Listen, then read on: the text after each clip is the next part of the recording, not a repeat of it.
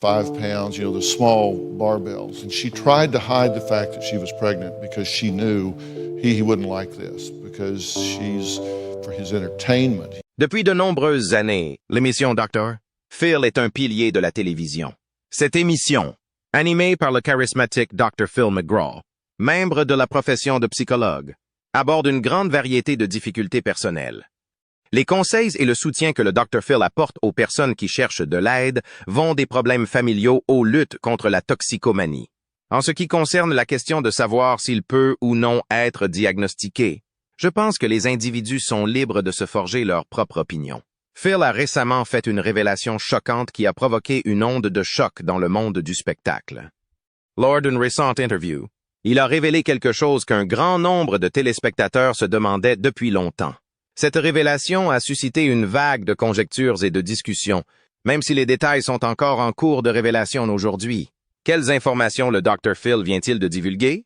Dans quelle mesure cela aura-t-il un effet sur l'avenir de son émission? Suivez-nous dans notre enquête sur cette nouvelle surprenante et sur ses répercussions potentielles.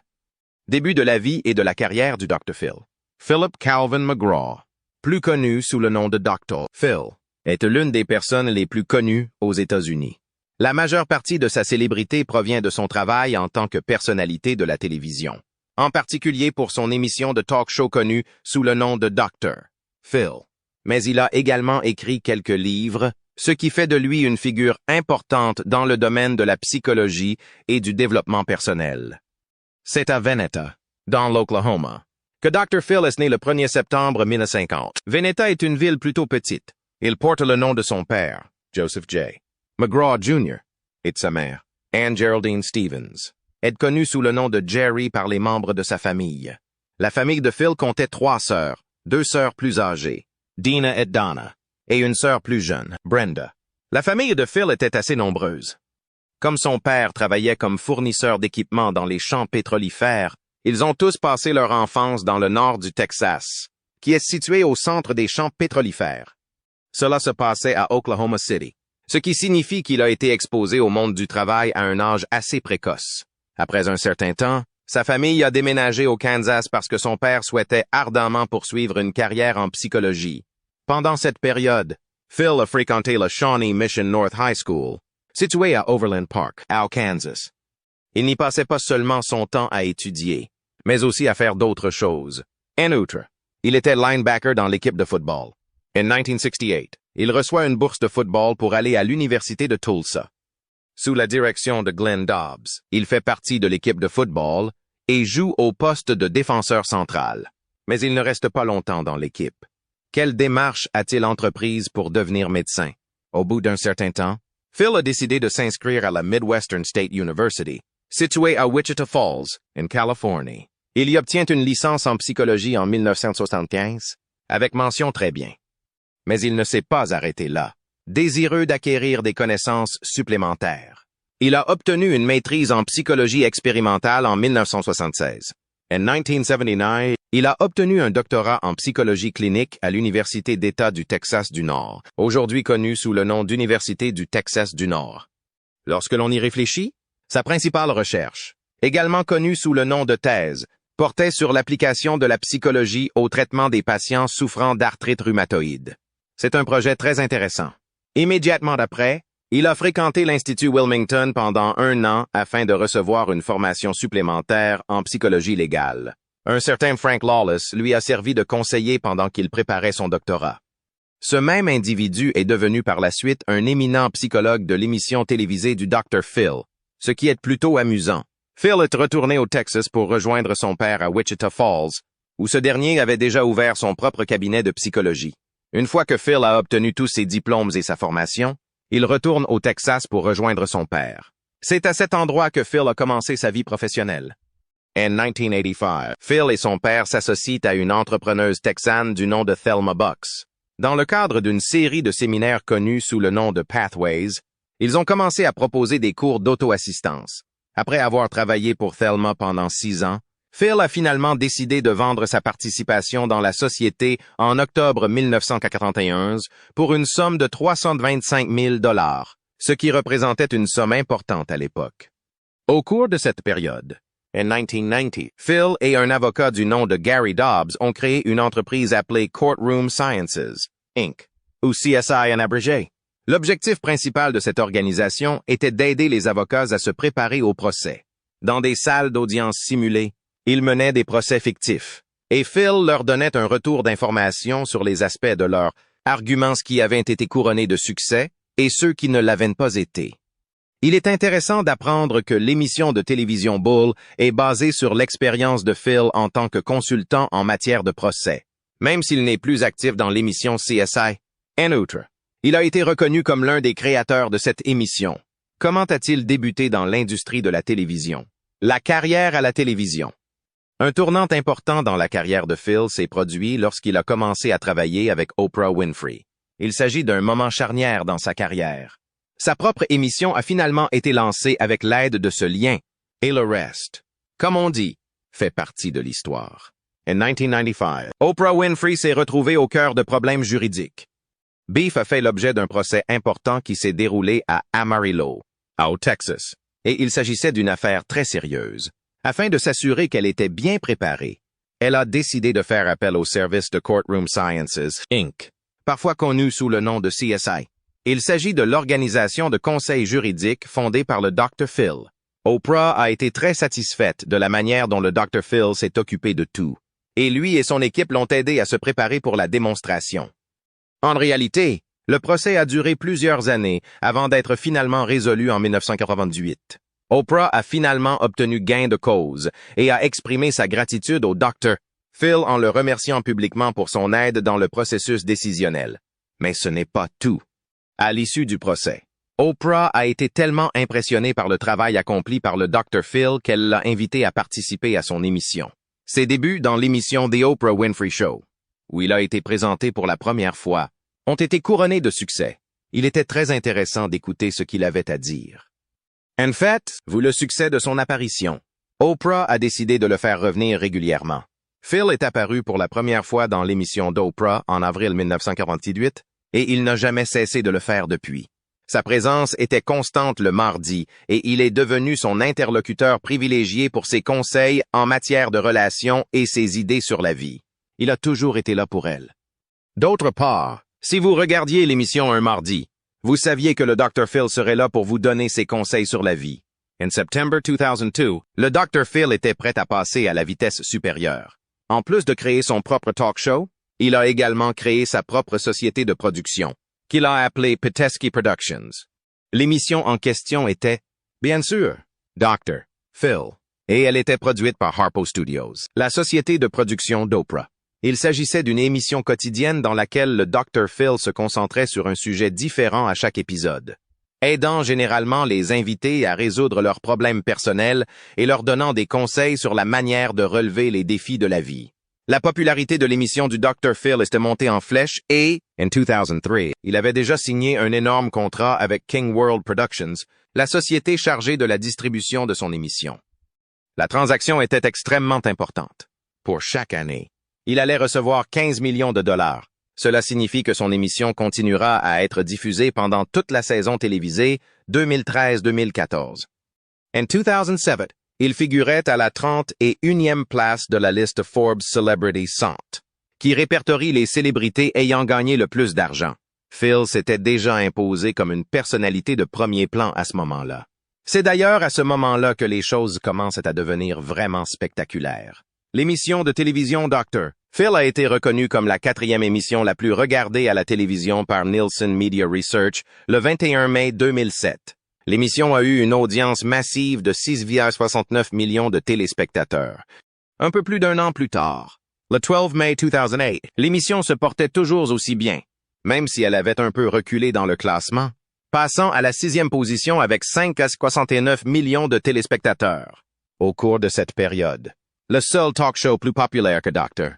Phil était The Oprah Winfrey Show, ce qui signifie qu'il était en excellente compagnie. Si l'on fait un saut dans le temps jusqu'au 11 décembre 2018, l'émission animée par le Dr. Phil s'est absolument hissée au sommet des classements. Elle a obtenu un score de 2,9 chez Nielsen, ce qui signifie qu'elle était l'émission de discussion la plus populaire pour la 117e semaine consécutive, ce qui en fait l'émission syndiquée la plus populaire du pays, Parlons de la maintenabilité. Et comme si cela ne suffisait pas, en 2020, Dr. Phil s'est encore hissé plus haut dans la liste Forbes, terminant à la 22e place avec des bénéfices de 65,5 millions de dollars. Il s'agit là d'une réussite absolument incroyable. Une approche psychologique. Au fil des ans, McGraw a fait l'objet de nombreuses critiques. De plus, ces critiques ne proviennent pas uniquement de personnes travaillant dans le domaine de la psychologie. Il est vrai qu'un grand nombre de psychothérapeutes ne sont pas vraiment des admirateurs de sa façon de gérer les choses. Mais même des personnes qui ne sont pas des experts en la matière ont exprimé leur opinion. In substance, la critique la plus courante est que ses recommandations sont souvent très directes. De même, nombreux sont ceux qui pensent que ses réponses ne vont pas assez loin pour résoudre véritablement les problèmes auxquels les gens sont confrontés. Les critiques soutiennent que, dans le pire des cas, les mesures qu'il prend pourraient en fait nuire aux personnes qu'il est censé aider, voire aggraver leur situation. La National Alliance on Mental Illness, Alliance nationale pour les maladies mentales, un groupe assez connu qui milite pour les personnes souffrant de problèmes de santé mentale, en est une illustration significative. Au cours de l'un de ces épisodes, McGraw a fait quelque chose qui a provoqué une grande colère chez les membres de l'Alliance. Les actions qu'il a entreprises dans cette circonstance ont été jugées immorales et extrêmement imprudentes par ces personnes. Vous devez admettre que, venant d'un groupe comme celui-ci, c'est une déclaration très puissante. N'est-ce pas? Ils ne semblent pas avoir géré le problème avec le niveau de soins requis, selon leur perception. McGraw, quant à lui, a ses propres opinions sur la thérapie conventionnelle, et elles pourraient vous surprendre. C'est dans une interview qu'il a accordée au Sun Sentinel en 2001 qu'il a indiqué qu'il n'aimait pas vraiment le concept traditionnel du conseil individuel. Vous savez, le genre de thérapie où une personne s'assoit avec un thérapeute dans un bureau calme, discute de sa vie et s'efforce de résoudre ses problèmes étape par étape. McGraw a déclaré sans équivoque qu'il n'avait jamais été partisan d'une telle approche. Il est même allé jusqu'à faire une blague à ce sujet, affirmant qu'il n'est pas le genre de psychologue qui porte des hush puppies, fume la pipe et invite les patients à parler de leur enfance, en particulier de choses telles que leur lien avec leur mère. Il semble donc qu'il se soit toujours efforcé d'aborder les choses d'une manière distincte du monde thérapeutique conventionnel. Cependant, ce n'est pas parce que McGraw ne s'engage pas dans une thérapie conventionnelle qu'il a une attitude négative à l'égard de celle-ci. En fait, il ne cesse d'inciter les gens qui participent à son émission à demander l'aide d'un professionnel. C'est une chose qu'il sait très bien dire aux gens, en particulier lorsque les problèmes auxquels ils sont confrontés sont importants. Si quelqu'un vient à l'émission avec un problème qui a des racines profondes, il conseillera souvent quelque chose du genre. Vous devriez aller voir un thérapeute à ce sujet. En outre, les gens prêtent attention à ce qu'il a à dire. En effet, en 2016, des chercheurs de l'Université de l'État de l'Ohio ont mené une étude sur la manière dont l'émission de McGraw avait réellement un effet sur les personnes qui la regardaient, après avoir vu McGraw faire face à des situations comparables aux leurs. Les chercheurs ont découvert que les gens étaient plus enclins à rechercher une aide professionnelle pour eux-mêmes ou leurs enfants après avoir vu McGraw faire face à ces problèmes. C'est assez fascinant. Vous ne trouvez pas? Selon les conclusions de l'étude, cette situation résulte très probablement du fait que les téléspectateurs développent ce que l'on appelle un attachement parasocial avec McGraw. En d'autres termes, cela signifie qu'ils l'observent si régulièrement qu'ils ont l'impression de le connaître personnellement. En conséquence, les gens ont confiance en lui. Ils le voient à la télévision aider ceux qui sont en difficulté et cela leur donne l'impression qu'ils peuvent eux aussi recevoir de l'aide. D'un autre côté, d'autres personnes sont d'avis que l'émission du Dr. Phil n'est pas tout à fait authentique, ce qui a donné lieu à de nombreux débats. Il y a débat. Tout d'abord, nombreux sont ceux qui pensent qu'un grand nombre d'invités reçoivent une compensation pour leur participation à l'émission. Or, il s'avère que toutes les personnes qui participent à des émissions de télévision ne sont pas rémunérées pour leur temps. Néanmoins, lorsqu'il s'agit de superstars, elles reçoivent une certaine somme d'argent. À titre d'exemple, ABC a révélé que Burke Ramsey, le frère de John Benet Ramsey, a été rémunéré pour une somme non divulguée afin qu'il puisse participer à l'émission et évoquer le meurtre de sa sœur. Par ailleurs, Dina Lohan, la mère de Lindsay Lohan, aurait gagné 50 000 $ pour sa participation à un talk show en début d'année. Il s'agit d'une somme relativement importante pour une seule apparition. Bien qu'il ne soit pas particulièrement étonnant de payer des visiteurs pour qu'ils apparaissent à la télévision, la situation devient un peu plus litigieuse si l'on examine d'autres affirmations à ce sujet. À la fin de l'année dernière, des journaux tels que le Boston Globe et Stat ont publié un article plutôt intense. Ils affirmaient que le Dr. Phil et ses collègues se livraient à des activités bien plus odieuses que de simples potes de vin. Selon le rapport, les organisateurs du concert auraient fourni à leurs visiteurs des boissons et des stupéfiants. Ces activités avaient pour but d'accroître la tension qui régnait dans le film, ce qui est assez troublant. N'est-ce pas? À titre d'illustration, ils ont cité le cas de Todd Herzog, un homme qui a triomphé dans le jeu Survivor. En outre, il a participé à l'émission Dr. Phil en 2013 pour parler des défis qu'il a dû relever dans sa lutte contre l'addiction. D'autre part, Herzog a déclaré que le personnel lui avait fourni un mélange d'alcool et de Xanax dans sa loge avant le début du tournage. Il s'agit d'une combinaison qui pourrait être nocive. En outre, lorsqu'il est sorti de la plateforme, il était tout à fait évident qu'il était extrêmement intoxiqué. La tournure des événements a été très malheureuse, car il était là pour parler de sa réussite à vaincre sa dépendance. Au lieu de cela, on l'a fait paraître beaucoup moins séduisant. D'autre part, il y a un autre cas. Une mère du nom de Joel King Parrish et sa fille, Caitlin, ont été impliquées dans cet incident particulier. À l'époque, Caitlin souffrait d'une dépendance à l'héroïne alors qu'elle en était à son 6e mois de grossesse. Selon Joel, les créateurs de l'émission étaient véritablement responsables de l'aide apportée à sa fille pour qu'elle obtienne des stupéfiants supplémentaires. Pouvez-vous croire cela? En outre, ils ont diffusé une vidéo montrant Caitlin et sa mère se rendant à Skid Row pour acheter de l'héroïne. Joel a l'impression que tout cela n'est qu'une tentative de manipulation. Ce qu'ils devaient dire, comment ils devaient agir et ce qu'ils devaient faire étaient déterminés par les producteurs. On a également insisté auprès de Joel sur le fait qu'elle ne devait pas poser de questions au Dr. Phil, car il pourrait ne pas être en mesure d'aider sa fille. Ce n'est tout simplement pas ce qu'il faut faire. Cependant, le Dr. Phil lui-même n'a pas fait beaucoup de commentaires sur ces allégations. Un psychologue du nom de Martin Greenberg, qui était employé dans l'émission, a en fait une déclaration. Il a réfuté chacune des allégations. Phil, dont le nom complet est Dr. McGraw, n'est pas intéressé par le fait de profiter de qui que ce soit. D'après ce qu'il a dit, en fait, Greenberg a déclaré que les personnes qui participent à l'émission le font parce qu'elles le souhaitent ardemment. Ils vont même parfois jusqu'à supplier pour participer à l'émission. Phil s'efforce de traiter ces personnes avec dignité et leur donne la possibilité de recevoir de l'aide si elles le souhaitent. Greenberg a également déclaré que l'article de Stat était extrêmement dur et ne fournissait pas une description adéquate du sujet de l'émission. En ce qui le concerne, le but de l'émission est d'éduquer des millions de personnes sur des questions telles que la dépendance aux substances et à l'alcool. Il a clairement indiqué que l'émission ne donnait à ses invités aucun des stupéfiants ou boissons susmentionnés, et que toute idée selon laquelle il le ferait est totalement absurde. Avant d'entrer dans le vif du sujet, le Dr. Phil a révélé quelque chose d'assez surprenant. Qui est le Dr. Phil? La personne que l'on consulte aux États-Unis pour obtenir des conseils simples et qui aide les gens à surmonter les tragédies de leur vie sur une chaîne de télévision nationale? Pour tout vous dire, lorsqu'il avait environ 25 ans, il a été confronté à une difficulté personnelle qui a changé sa vie. Il a été confronté à un problème personnel qui a changé sa vie. Le diabète de type 2.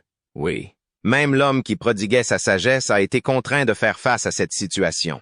Lorsque vous le voyez prendre fermement le contrôle de la scène, vous n'auriez jamais deviné qu'en coulisses, le Dr. Phil faisait face à son propre rebondissement inattendu dans le scénario. Revenons brièvement en arrière. En 2016, c'est à ce moment-là que le Dr. Phil a pris la décision de partager son parcours de santé avec le monde entier, dans le plus pur esprit d'un talk show. Il n'a pas lésiné sur les mots. L'information a été révélée par lui lorsqu'il s'est assis, très probablement dans l'un de ses confortables fauteuils qu'il avait toujours sur le plateau. La gestion de son diabète s'est avérée être plus qu'un chapitre de plus dans l'histoire de sa vie. Elle est devenue une composante essentielle de sa routine quotidienne. En outre, il va sans dire que le Dr. Phil ne s'est pas contenté de traiter cette question de n'importe quelle manière. L'homme qui est reconnu pour exposer des plans de vie s'y est attaqué avec le même niveau d'engagement que l'on peut attendre de quelqu'un qui est connu pour faire précisément cela. Passons maintenant au plan de match. Vous pouvez savoir que si le Dr. Phil est confronté à un problème, il l'abordera avec une technique très efficace. Quelle est donc sa méthode pour contrôler son diabète? Il ne suffit pas d'adopter une attitude joyeuse et d'avoir des pensées positives, même si cela peut s'avérer utile. Il s'agit plutôt d'adopter des stratégies réalistes. Sa stratégie se compose de 2 éléments principaux: une alimentation régulière et la pratique d'une quantité importante de tennis. Il s'agit d'une quantité importante de tennis, comme s'il se préparait pour Wimbledon ou quelque chose du genre. Ce type entre sur le court 6 fois par semaine et serre des balles de tennis à ses adversaires. Êtes-vous en mesure de le représenter? En même temps qu'il lançait des coups avec désinvolture tout en lançant des conseils, de sagesse comme « On ne peut pas changer ce que l'on ne reconnaît pas entre les 7 ». Le Dr. Phil était vêtu d'une tenue de tennis, éventuellement avec une visière pour se protéger du soleil. Lorsque l'on s'arrête et que l'on y réfléchit, c'est assez incroyable. L'homme ne se contente pas de belles paroles. Bien qu'il soit atteint d'une maladie chronique, il court sur le court, frappe des coups droits et se maintient en forme. Mais laissez-moi vous dire quelque chose. À un moment donné, le Dr. Phil n'a pas commencé sa carrière dès le début.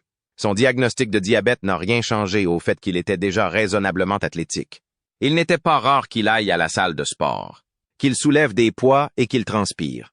On peut l'imaginer s'entraînant avec un haltère et donnant ensuite à quelqu'un un conseil.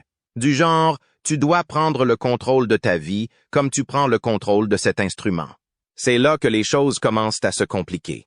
Bien qu'il se soit consacré à la remise en forme, les choses ne se sont pas toujours déroulées comme prévu pour lui. C'est la vérité, le Dr. Phil jouait au tennis ou soulevait des poids. Son corps était parfois incapable de répondre aux exigences de l'activité. Lorsque vous êtes au milieu de votre programme d'entraînement, c'est comme si vous étiez interrompu par un rebondissement narratif. En instant, vous vous sentez bien. Et l'instant d'après, votre corps vous dit de faire une pause et de tenir bon. C'est l'une des raisons pour lesquelles l'expérience du Dr. Phil avec le diabète est si fascinante. Elle montre que même quelqu'un d'aussi solide et discipliné que lui a dû passer par le processus de recherche d'une solution à cette situation. Il ne suffisait pas de maintenir sa force ou sa forme physique. Il fallait apprendre à écouter son corps et à faire des ajustements en cours de route. Il a dû apprendre à gérer ses brusques baisses d'énergie et à se maintenir en forme. Que ce soit sur le court de tennis, à la salle de sport ou même sur le plateau, en aidant les autres à résoudre leurs problèmes. Et soyons honnêtes, personne ne veut avoir l'impression qu'il va s'évanouir au milieu d'une conversation. Et surtout pas le Dr. Phil. Il a donc fait ce que n'importe lequel d'entre nous ferait lorsque notre corps commence à faire des acrobaties de ce genre. Il a cherché des réponses. Imaginez un peu. Le Dr. Phil, qui a normalement toutes les solutions, est soudain confronté à un problème qu'il n'arrive pas à résoudre. C'est un peu comme si vous étiez le détective de votre propre mystère. N'est-ce pas? Il s'est donc rendu chez les médecins, qui se sont gratté la tête en essayant de résoudre l'énigme de la raison pour laquelle ce gourou de la télévision à l'énergie débordante était soudainement à bout de souffle. Puis, boum, c'est l'heure du diagnostic. On a probablement eu l'impression d'assister à un rebondissement tout droit sorti d'un feuilleton. Dr. Phil, vous avez un diabète de type 2. C'est parti pour la musique dramatique. C'est l'un de ces moments où tout se met en place. Mais en même temps, on se dit, attendez, quoi? Même pour quelqu'un d'aussi solide que le Dr. Phil, ce genre de nouvelles suffit à vous déstabiliser. Mais s'il y a une chose que nous savons à propos du Dr. Phil, c'est qu'il n'est pas du genre à s'asseoir et à laisser la vie l'emporter. C'est là que les choses deviennent encore plus intéressantes. Le Dr. Phil n'a pas accepté son destin en se disant « Je suppose que c'est comme ça maintenant ». Il n'en est pas question. Il a pris le diagnostic et l'a retourné. Dans une interview accordée au Daily Mail Online, il a expliqué comment il avait surmonté le choc. Vous savez, la plupart des gens auraient besoin de temps pour surmonter une telle épreuve. Mais pas le Dr. Phil. Il dispose d'une boîte à outils émotionnelle. Comme une boîte à outils mentale pleine de stratégies et de résilience qu'il construit depuis des années, et il s'est mis directement au travail. Qu'a-t-il fait ensuite? Il s'est donné pour mission non seulement de prendre soin de lui, mais aussi d'aider les autres. Un classique du Dr. Phil. N'est-ce pas? Il transforme toujours une situation difficile en quelque chose qui peut aider quelqu'un d'autre. Il ne se contente pas de gérer sa glycémie. Il fait passer le message, aidant les autres à comprendre comment faire face à leurs propres problèmes de santé. C'est comme s'il avait transformé l'adversité en un moment propice à l'apprentissage. Et nous savons tous à quel point le Dr. Phil aime les bonnes leçons de vie. Honnêtement, c'est une source d'inspiration. Il aurait très bien pu se concentrer sur sa propre santé et se taire. Mais au lieu de cela, il a relevé ce défi personnel et en a fait une partie de sa mission en guidant d'autres personnes à travers le leur. C'est ça le meilleur Dr. Phil. Prendre les choses en main, trouver des solutions et aider les autres à s'élever au-dessus de leurs conditions. Parlons maintenant d'autres controverses et procès. Controversies et procès. En 1971, McGraw vivait à Topeka, au Kansas. À l'époque, il dirigeait un établissement appelé Grecian Health Spa, mais il ne le fait pas seul. Il a reçu l'aide de son père et de 2 amis. Les choses semblent aller bien pendant un certain temps. Mais en septembre 1973, McGraw a pris une décision soudaine. Il ferme la station thermale sans préavis, dépose le bilan et quitte l'État. C'est là que les choses se compliquent. Avant de fermer la station thermale, McGraw avait vendu des contrats d'adhésion à vie à un certain nombre de clients. Ces contrats étaient censés permettre aux clients d'accéder au spa à vie, mais il y avait un hic. Après la fermeture, McGraw a vendu ses contrats à une autre société. Cela signifie que même si le spa n'était plus ouvert, les clients devaient continuer à payer leurs abonnements parce qu'ils étaient désormais légalement liés à la nouvelle société qui avait repris les contrats. Bien entendu, les gens n'ont pas apprécié et la situation a attiré l'attention du bureau du procureur général de l'État. Emery Goad, l'enquêteur principal, a déclaré que ce que McGraw avait fait était en fait une escroquerie classique. Selon lui, McGraw avait inscrit des centaines de personnes à des programmes d'adhésion longs et coûteux. Puis, au lieu de rester sur place pour continuer à gérer le spa, il a vendu les contrats à une institution financière en échange d'une avance en espèces. Après avoir empoché l'argent, il a fermé le spa et quitté la ville. Le comble, c'est que les clients devaient toujours payer, mais qu'ils payaient désormais l'institution financière à leur place. Il s'agissait d'une énorme escroquerie. Pour aggraver la situation de McGraw, plusieurs banques de Topeka l'ont poursuivi en justice pour lui réclamer 41 000 $, qu'elles prétendaient lui devoir. Mais comme il avait quitté l'État, les poursuites et l'enquête se sont pratiquement arrêtées. Mais ce n'est pas tout. Le 21 octobre 1998, il s'est passé quelque chose d'important concernant McGraw. Le Texas State Board of Examiners of Psychologists a examiné une situation dans laquelle McGraw avait embauché un ancien patient pour un emploi temporaire à temps partiel. La commission craignait qu'il n'y ait pas eu suffisamment de temps ou de séparation entre la fin de la thérapie et le début de ce nouvel emploi. C'est pourquoi il a décidé d'adresser à McGraw une lettre de réprimande. Il a également imposé des sanctions administratives, ce qui signifie qu'il a mis en place certaines règles ou restrictions en conséquence. La patiente a également fait état de contacts inappropriés de la part de McGraw. Le conseil d'administration a mené une enquête approfondie sur ces allégations. Mais lorsqu'il a publié ses conclusions le 21 octobre 1988, il n'a trouvé aucune preuve de contact physique. Au lieu de cela, il a seulement mentionné que le principal problème était le chevauchement entre les relations thérapeutiques et professionnelles de McGraw. McGraw a respecté toutes les exigences fixées par la commission.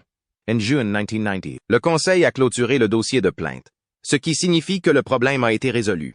Plus récemment, en 2016, McGraw et sa femme ont décidé de faire un grand pas en avant et ont intenté un procès en diffamation de 250 millions de dollars contre American Media Inc. Cette société est propriétaire du National Enquirer et de Radar Online, tous deux connus pour leurs titres sensationnels. L'action en justice a été déclenchée par une interview publiée par ces médias, dans laquelle une ancienne patiente accusait McGraw de l'avoir exploitée sexuellement dans les années 1980 alors qu'elle était soignée par lui. McGraw nie catégoriquement ces allégations depuis leur apparition en 2003. La bataille juridique a été intense, mais les poursuites ont finalement été abandonnées après que les deux parties sont parvenues à un accord mutuel, ce qui suggère qu'elles sont parvenues à une sorte de règlement ou de résolution. La même année, McGraw a dû faire face à des réactions négatives pour une interview de l'ancienne actrice Shelley Duvall, diffusée dans le cadre de son émission. L'interview a été très controversée. Vivian Kubrick, cinéaste connue pour son travail et fille du célèbre réalisateur Stanley Kubrick, a publiquement critiqué la façon dont McGraw traitait Duvall. Elle a qualifié son comportement d'exploitation et d'effroyablement cruel. et a même appelé au boycott de l'émission.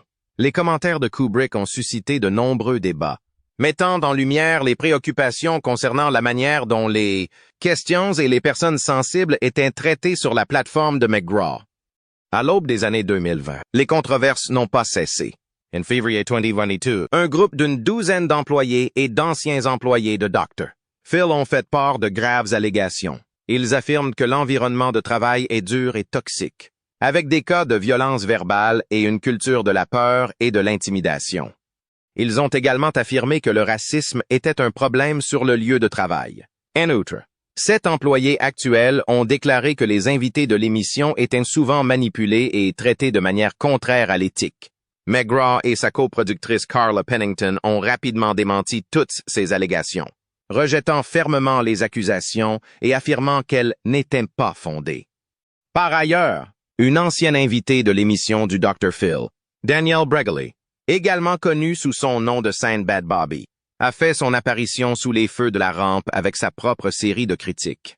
Bregoli, qui a participé à l'émission en 2016, a critiqué un lieu appelé Turnabout Ranch. Sea Ranch, situé à Escalante, dans l'Utah, était un ranch de chevaux thérapeutique pour les jeunes en difficulté, et McGraw l'avait déjà recommandé dans son émission. Bregoli et une autre ancienne invitée, Hannah Archuleta, ont poursuivi McGraw ainsi que Viacom et CBS, affirmant que leur approbation de Turnabout Ranch a conduit leurs parents à les lui envoyer, ce qui a entraîné une expérience négative.